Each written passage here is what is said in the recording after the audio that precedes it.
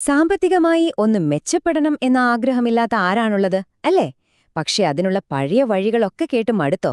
എങ്കിലിതാ, സമ്പത്തുണ്ടാക്കുന്നതിനെക്കുറിച്ചുള്ള ഒരു പുതിയ കാഴ്ചപ്പാട്. ഒരു നിശബ്ദ കോടീശ്വരനാകാനുള്ള വഴി നമുക്കിന്ന് സംസാരിക്കാം. ഓക്കേ, അപ്പൊ നമുക്കൊരു ചോദ്യത്തിൽ നിന്ന് തന്നെ തുടങ്ങാം. ശരിക്കും പണമുള്ള ആളുകൾ എന്തുകൊണ്ടാണ് അതിനെക്കുറിച്ച് അധികം സംസാരിക്കാത്തത്? ഇതിന്റെ ഉത്തരം ഒരുപക്ഷേ നിങ്ങളുടെ സാമ്പത്തിക ഭാവിയെ തന്നെ മാറ്റിമറിക്കാൻ സാധ്യതയുണ്ട്. ഇതങ്ങനെയൊരു വലിയ രഹസ്യമൊന്നുമല്ല കേട്ടോ, മറിച്ച് സാമ്പത്തിക സ്വാതന്ത്ര്യത്തിലേക്കുള്ള തികച്ചും വ്യത്യസ്തമായ ഒരു വഴിയാണ്. വെറുതെ കുറെ ടിപ്സ് പറയുകയല്ല, മറിച്ചിതൊരു ജീവിത രീതിയാണ്. നമുക്കിതിലേക്ക് കുറച്ചുകൂടി ആഴത്തിലൊന്ന് ഇറങ്ങിച്ചെല്ലാം.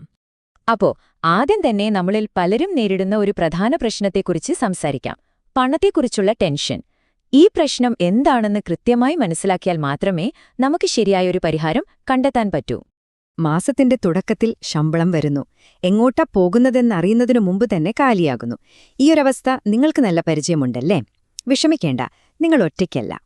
തീരാത്ത കടങ്ങൾ, ജീവിതച്ചെലവ് കൂടുമ്പോൾ ഒന്നിൽ കൂടുതൽ ജോലി ചെയ്യേണ്ടി വരുന്നത്, പെട്ടെന്നുണ്ടാകുന്ന ആശുപത്രി ചിലവുകൾ, ഇതൊക്കെ നമ്മുടെ ബഡ്ജറ്റിനെ താളം തെറ്റിക്കും. അവസാനം ഒരിക്കലും തീരാത്ത ഒരു സാമ്പത്തിക സമ്മർദ്ദത്തിന്റെ സൈക്കിളിൽ നമ്മൾ പെട്ടുപോകും. അപ്പോ ഈ സൈക്കിളിൽ നിന്ന് എങ്ങനെ പുറത്തുവരും? അവിടെയാണ് ഈ നിശബ്ദനായ കോടീശ്വരൻ എന്ന ചിന്താഗതിക്ക് പ്രസക്തി വരുന്നത്. ഇത് വെറുതെ കുറേ പണമുണ്ടാക്കുന്നതിനെക്കുറിച്ചല്ല, മറിച്ച് കയ്യിലുള്ള പണം ബുദ്ധിപരമായി കൈകാര്യം ചെയ്യുന്നതിനെക്കുറിച്ചാണ്. ശരിക്കുമുള്ള സമ്പത്ത് എന്ന് പറയുന്നത് വില കൂടിയ കാറുകളിലോ വലിയ വീടുകളിലോ അല്ല. അത് നമ്മൾ കാണാതെ വളരെ നിശബ്ദമായിട്ടാണ് വളരുന്നത്. പക്ഷെ എന്തുകൊണ്ടാണങ്ങനെ? ഇതിനു പിന്നിൽ രസകരമായൊരു മനഃശാസ്ത്രം തന്നെയുണ്ട്. നോക്കൂ, കയ്യിലുള്ള പണം ഇങ്ങനെ കാണിച്ചു നടക്കുമ്പോൾ എന്താ സംഭവിക്കുന്നത്? ചുറ്റുമുള്ളവരുടെ അനാവശ്യ അഭിപ്രായങ്ങൾ, സമ്മർദ്ദം, എന്തിന് പലതരം തട്ടിപ്പുകളിൽ ചെന്ന് പെടാനുള്ള സാധ്യത വരെ കൂടും. എന്നാൽ നിശബ്ദമായ വഴി തിരഞ്ഞെടുക്കുമ്പോഴോ നിങ്ങൾക്ക് കിട്ടുന്നത് മനസ്സമാധാനവും സുരക്ഷിതത്വവുമാണ്. ശരി, ഈ ആശയങ്ങളൊക്കെ കൊള്ളാം. പക്ഷേ ഇതെങ്ങനെ നമ്മുടെ ജീവിതത്തിൽ പ്രാവർത്തികമാക്കും? സമ്പത്ത് കെട്ടിപ്പടുക്കാനുള്ള ഒരു ശക്തമായ അടിത്തറയുണ്ടാക്കാൻ സഹായിക്കുന്ന ചില കാര്യങ്ങൾ നമുക്ക് നോക്കാം. ഈ 3 കാര്യങ്ങൾ വളരെ പ്രധാനമാണ്. ഒന്നാമത്തേത്, എന്തെങ്കിലും വാങ്ങുന്നതിനോ ചെലവഴിക്കുന്നതിനോ മുൻപ് അതിനുള്ള പണം സമ്പാദിക്കുക.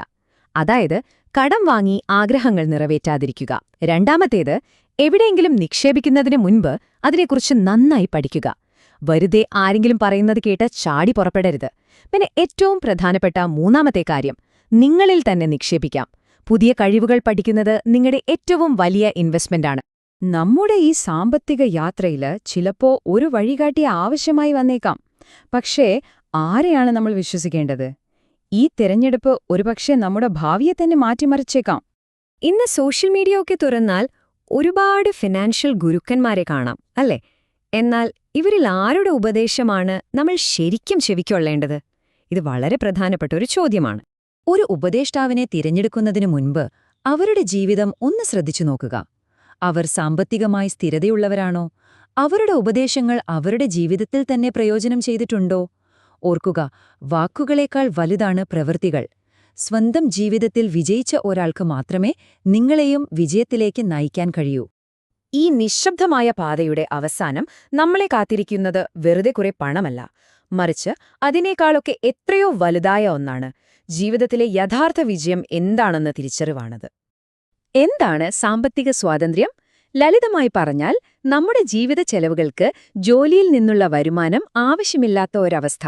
നമ്മുടെ നിക്ഷേപങ്ങളിൽ നിന്നുള്ള വരുമാനം കൊണ്ട് ജീവിക്കാൻ സാധിക്കുമ്പോൾ നമ്മൾ യഥാർത്ഥത്തിൽ സ്വതന്ത്രരാകുന്നു, നമ്മുടെ സമയത്തിന്റെ ഉടമകളാകുന്നു. അതെ, ഇതിന്റെ ലക്ഷ്യം കോടിക്കണക്കിന് പണം സമ്പാദിക്കുക എന്നതല്ല, മറിച്ച് നമ്മുടെ ജീവിതത്തിന്റെ കൺട്രോൾ നമ്മുടെ കയ്യിൽ തന്നെ ആക്കുക എന്നതാണ്. ഇഷ്ടമുള്ളപ്പോൾ കുടുംബത്തോടൊപ്പം സമയം ചെലവഴിക്കാൻ, ഇഷ്ടമുള്ള സ്ഥലത്തേക്ക് യാത്ര പോകാൻ, ഇതിനൊക്കെയുള്ള സ്വാതന്ത്ര്യം നേടുന്നതിനെക്കുറിച്ചാണ് നമ്മൾ സംസാരിക്കുന്നത്. ഈയൊരു വാചകം എപ്പോഴും ഓർമ്മയിൽ വയ്ക്കുക.